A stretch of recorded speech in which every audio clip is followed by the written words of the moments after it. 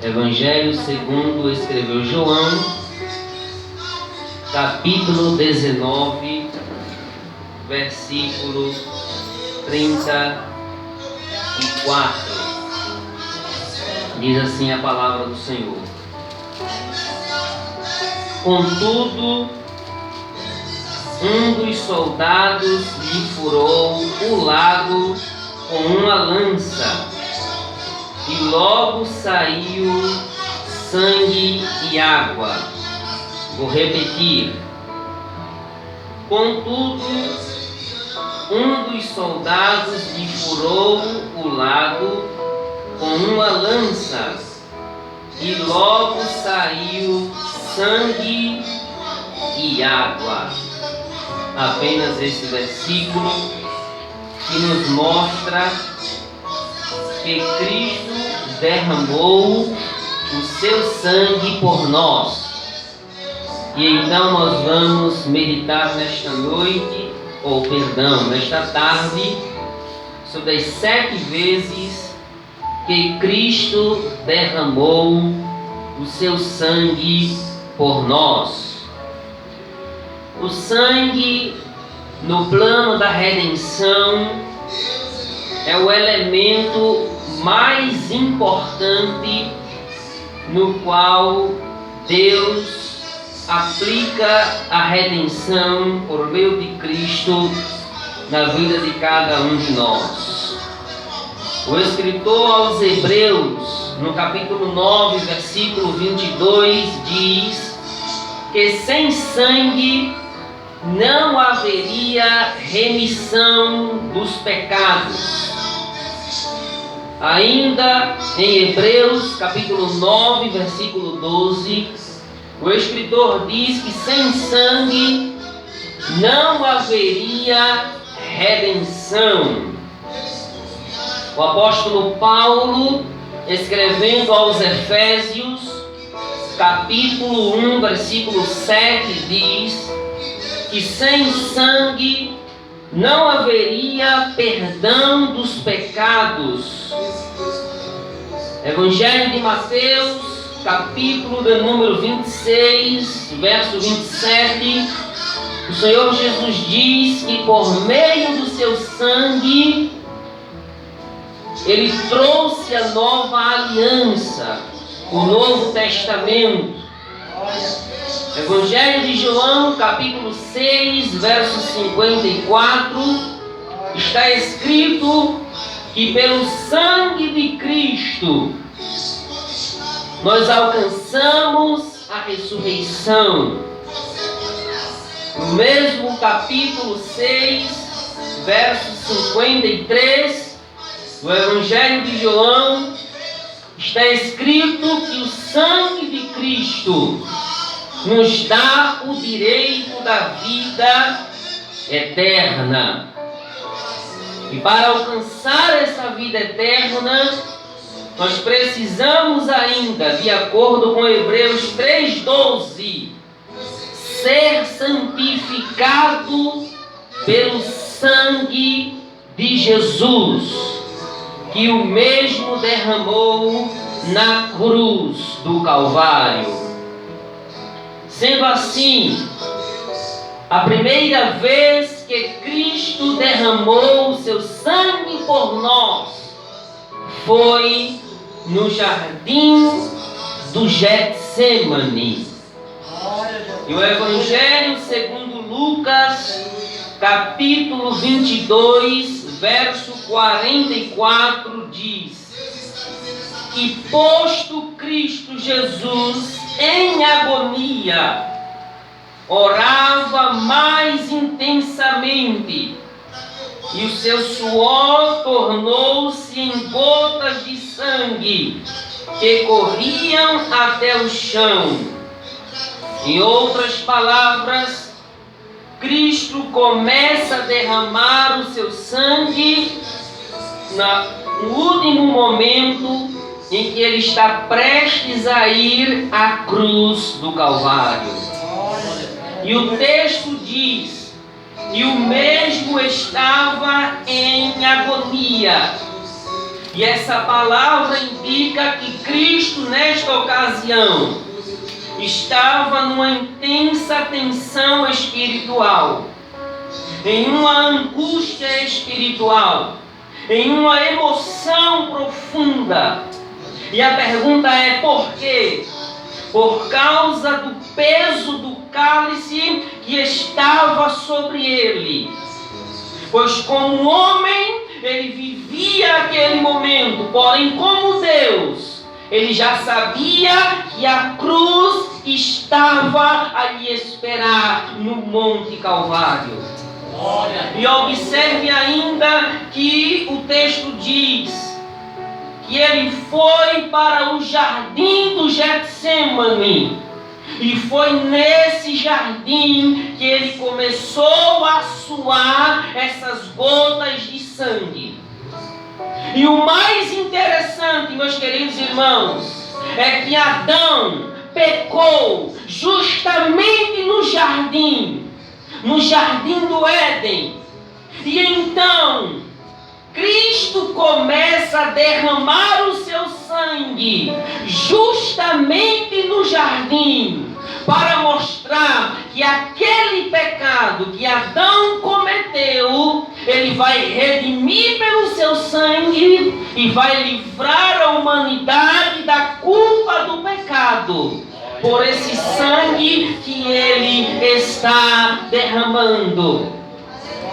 E por esse sangue que Cristo derramou no jardim do Getsêmani, nós podemos afirmar que este sangue nos proporcionou a remissão de todos os nossos pecados.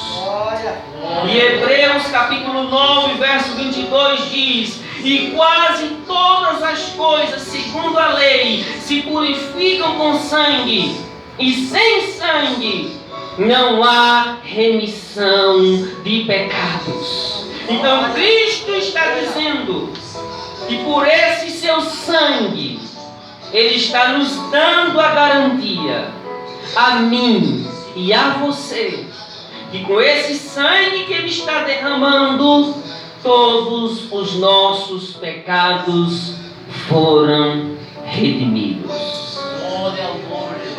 Mas ainda, a segunda vez que Cristo derramou o seu sangue por nós, foi logo após o jardim do Getsêmani, quando ele é preso e levado perante Herodes.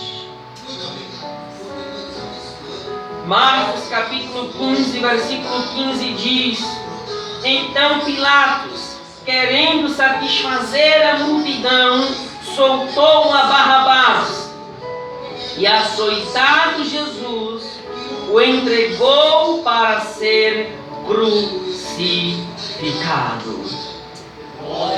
Se a gente parasse para pensar apenas nesse açoite que Cristo levou, eu não tenho dúvidas que nós se derramaríamos aos pés do Senhor para agradecer só por este ato, pelo grande sacrifício que Ele fez por nós. Porque este açoite, de acordo com a tradição, eram dadas 39 chicotadas. E quando o acusado passava pelo governador, que nessa época era Pilatos, ele era levado para a Fortaleza Antônia. E na Fortaleza Antônia, os soldados romanos o amarravam em um tronco, prendiam-lhe as suas mãos e davam-lhe 39 chicotadas nas suas costas, nas suas pernas. E muitas vezes, quando o local já estava todo esbagaçado, ele virava o acusado e dava-lhe chicotadas até completar as 39 na sua face e no seu peito. E daí, esses chicotes continham na sua ponta pedaços de metal e pedaços de ossos, que na medida que cada chicotada dava e o soldado tirava, arrancavam-lhe pedaços da carne do Senhor Jesus. E a gente imagina o sofrimento terrível que Cristo sofreu, só nesta ocasião que Ele fora açoitado. Mas tem uma coisa interessante nesse texto, é que a multidão escolhe Barrabás para ser solto e não Cristo. E eu louvo a Deus porque a multidão escolheu Barrabás, porque se Barrabás fosse ser açoitado e derramasse o seu sangue no trono e na cruz, o sangue de Barrabás não serviria de nada para nos salvar, porque seria o sangue de um mero pecador. Mas Cristo foi para o tronco, derramou sua cruz por nós, seu sangue por nós, suportou aquela dor terrível para nos dar o direito da eterna redenção por meio do seu sangue. E Hebreus 9:12 diz que não era por meio de sangue de animais que nós seríamos redimidos, mas pelo sangue de Cristo, que entrou uma vez no santuário e efetuou uma eterna redenção. E talvez, irmãos, a cada chicotada que Cristo levava, talvez o diabo pensasse que ele ia desistir na primeira. Mas a cada chicotada era a confirmação de nossa redenção. A cada pedaço de carne que saía das costas de Cristo era a confirmação da nossa redenção.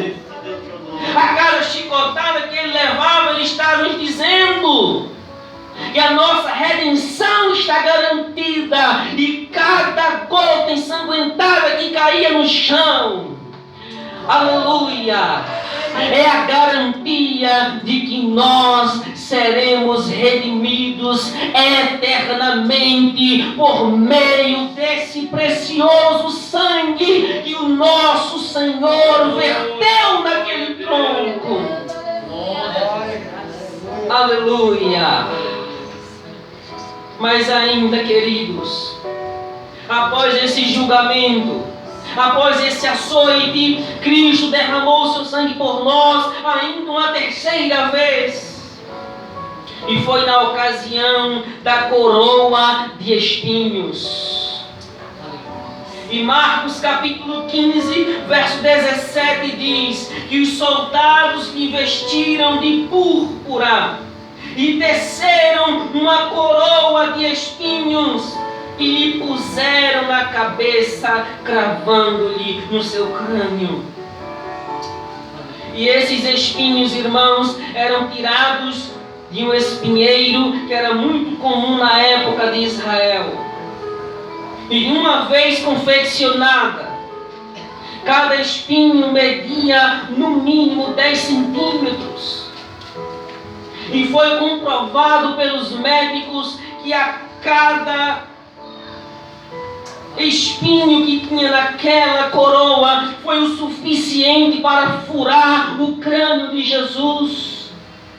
E de acordo com o Dr. Pierre Barber, no livro A Crucificação de Cristo, descrito por um cirurgião, ele afirma categoricamente que essa parte da cabeça é muito fácil para se sangrar, para se ferir.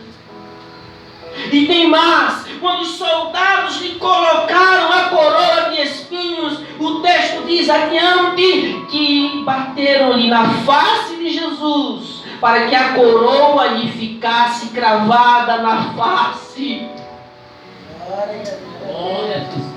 E essa é a terceira ocasião que Cristo está derramando o seu sangue por nós. Que Ele permitiu que o seu sangue caísse no chão, que escorregasse sobre sua face. Glória a Deus. E sabe o que eu acho interessante? É que essa coroa foi feita justamente de espinhos. E sabe por que foi feita de espinhos? Para tirar a maldição que estava sobre a humanidade.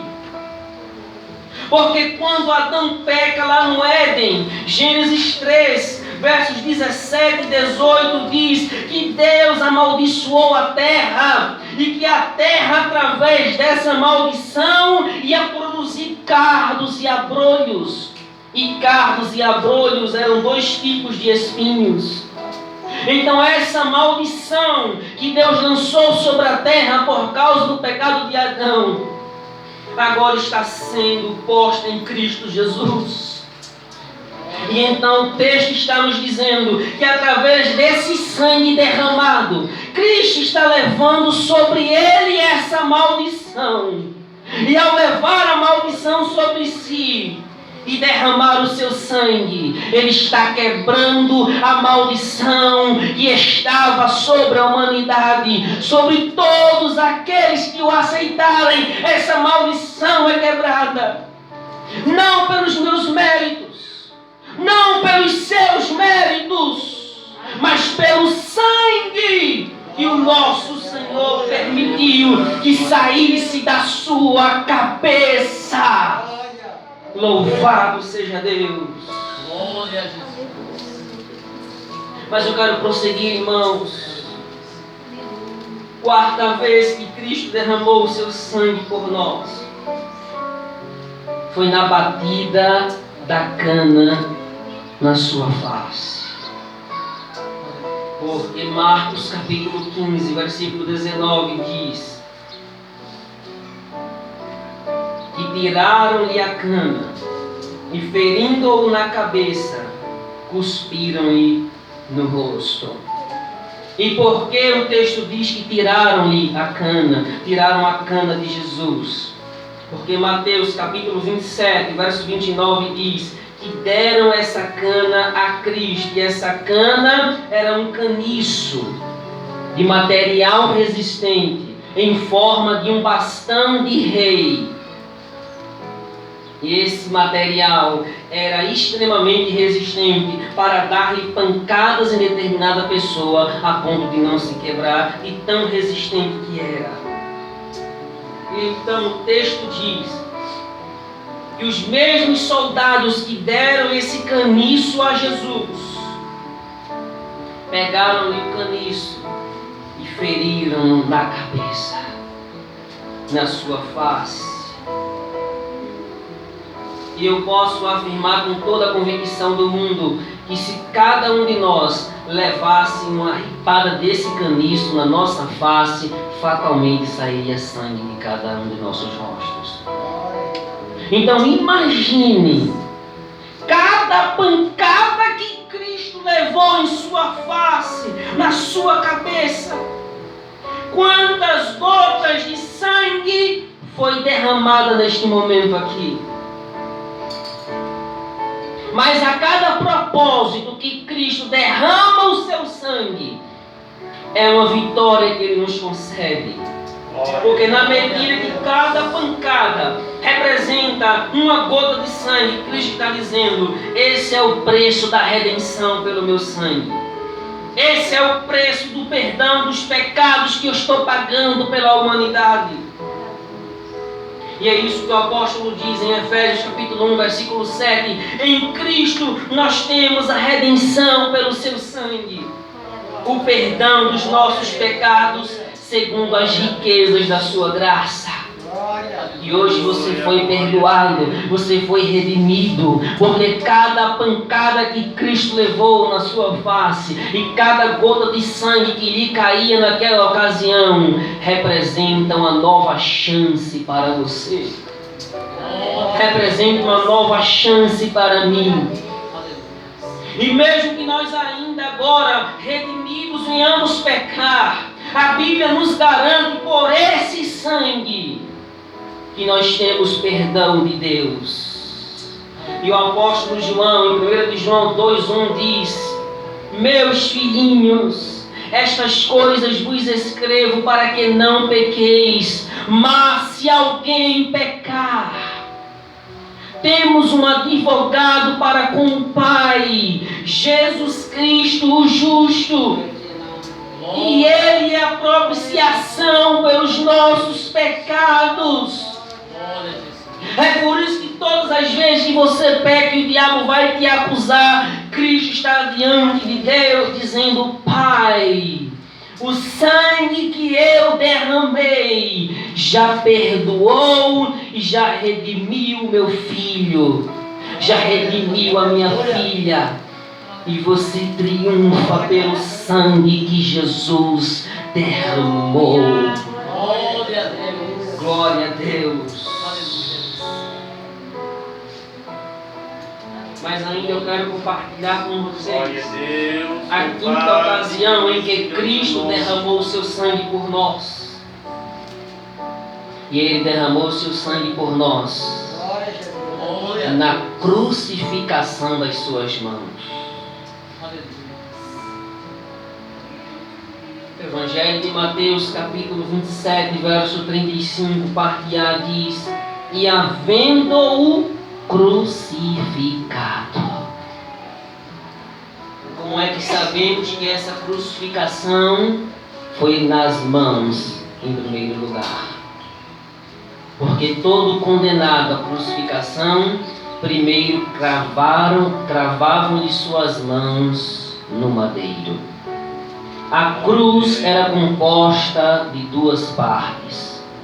Quantas partes? Duas. A primeira parte era o patíbulo, ou patíbulo. E esse patíbulo era aquele pedaço de madeira que ficava nessa posição. E era essa madeira que o condenado levava, que Cristo levou nas estreitas ruas de Jerusalém até subir o Monte Calvário. De acordo com os estudiosos, entre eles o pesquisador e cirurgião Dr. Barber, diz que essa parte da cruz, chamada patíbulo, tinha aproximadamente 50 quilos. Ao chegar no monte, os soldados deitavam o acusado. E deitado, com a cabeça para cima, esticavam-lhe as mãos e pregavam-lhe os pregos nas mãos. Os pregos, de acordo com os pesquisadores, tinham de 12 a 20 centímetros. E aí surge aqui o cumprimento da profecia de Davi no Salmo 22, verso 16, quando Davi diz: E pregaram-me as mãos. Agora, a grande dúvida aqui é aonde foi pregado. Porque a gente só entende a mão com essa parte aqui. Mas de acordo com o Dr. Pierre Barber, a mão é composta por 3 partes. Carpo, que é essa parte do punho. Metacarpo, que é essa parte central. E os dedos, que agora eu esqueci o nome que se dá. É o nome que dá, mas agora eu esqueci. E ele afirma, pelos experimentos que ele fez com cadáveres, que ele crucificou cadáveres para escrever esse livro, que se uma pessoa fosse crucificada pregando-lhe aqui, essa parte da mão não tem resistência para resistir o peso do corpo. Consequentemente, se os pregos fossem cravados aqui, na medida que ele fosse soltando o seu peso e deixando nas mãos, toda essa parte seria rasgada. Então, Cristo foi crucificado nessa parte do punho, que é suficientemente forte para segurar o peso do corpo. E então, quando Cristo é pregado, eu pergunto a você: sai o sangue de suas mãos ou não? Com certeza saiu. E agora eu lhe pergunto: tem como você imaginar a dor que Cristo sentiu? Com cravos e pregos de 12 a 20 centímetros, sendo pregado nos seus punhos. até chegar na madeira do patíbulo, para lhe segurar. E quando eu olho para essa posição que Cristo foi crucificado, eu só posso fazer uma aplicação: que esse sangue que ele derramou neste momento era o sangue do preço da nossa santificação para a nossa salvação.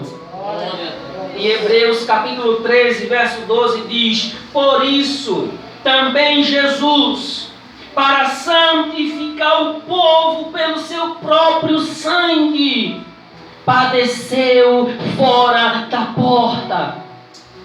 E porque ele morreu assim? Para te santificar e para te abençoar, porque só pode abençoar alguém com a imposição de mãos.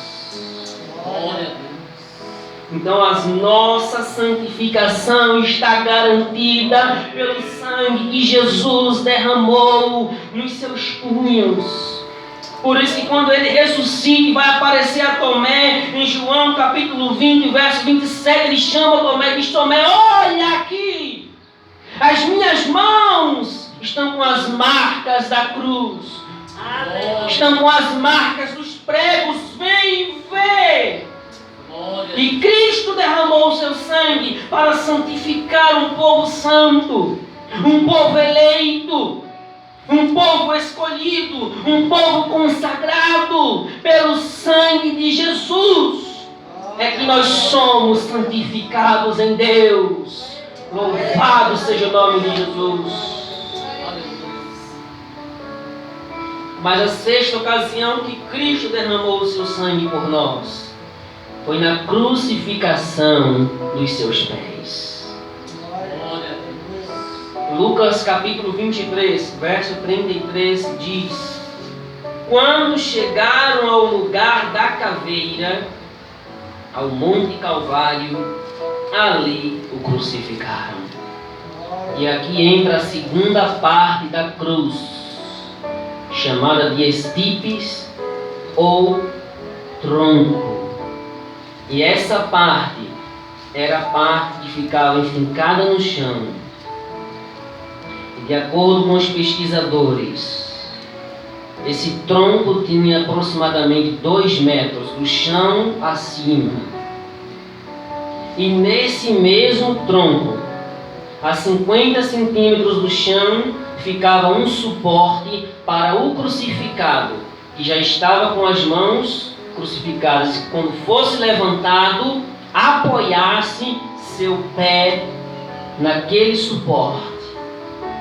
E o Dr. Pierre Barber diz com certeza, de acordo com a história, pesquisa e tradição, que Cristo foi crucificado com o pé direito em cima do esquerdo. Imagine agora a cena, pense em Jesus, pelo amor de Deus, ele morreu por você, com as mãos abertas na cruz, pés direito em cima do esquerdo, e quando ele é levantado, o soldado pega o cravo de 20 centímetros e crava ali nos seus 2 pés, de uma só vez.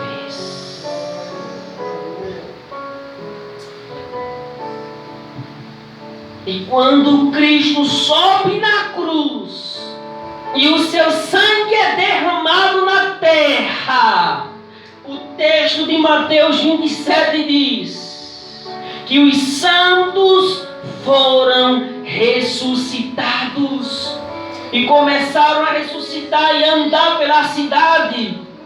Então eu só posso me dizer que esse sangue dos pés de Cristo é o sangue que garante a nossa ressurreição. A ressurreição de todos aqueles que morreram confessando a Cristo. E na sua vinda serão ressuscitados. E nós juntamente arrebatados para o encontro do Senhor nos ares. Louvado seja Deus! E cravaram-lhe os pés.